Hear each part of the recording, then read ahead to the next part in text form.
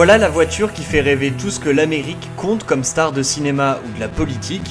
Leonardo DiCaprio, Al Gore, ils ne jurent que par l'hybride Fisker Karma, et à contempler l'engin, on les comprend.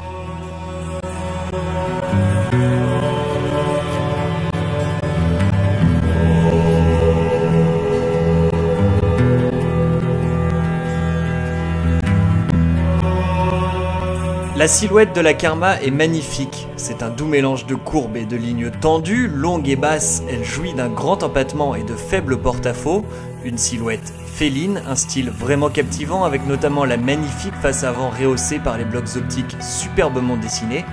Les contours des vitres sont cerclés élégamment de chrome, une voiture que l'on imaginerait très bien conduite par James Bond.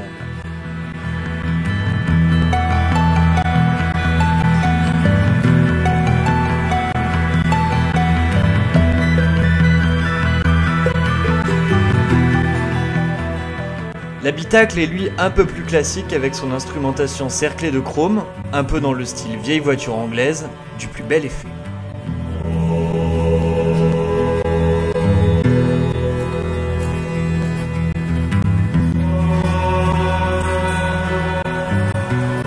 Sous le capot allongé de cette Karma se cachent bien évidemment ces deux blocs électriques pour une puissance de 403 chevaux. Mais un moteur essence est également là en appoint pour recharger les batteries et pour éviter la panne d'électricité. Il faut dire que l'autonomie est assez faible avec seulement 80 km de prévu, 400 km au total avec le plein d'essence, pas terrible donc. En revanche, le 0 à 100 est lui abattu en 5 secondes 9 pour une vitesse bridée à 200 km/h.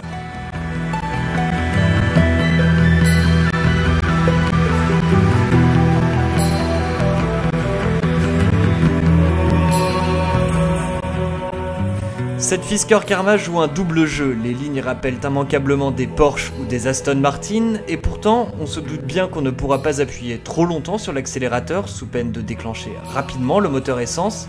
Pour une voiture qui se veut plus électrique qu'hybride, on a surtout la sensation que la motorisation, qui est certes déjà excellente, n'est pas tout à fait au niveau des lignes splendides et envoûtantes.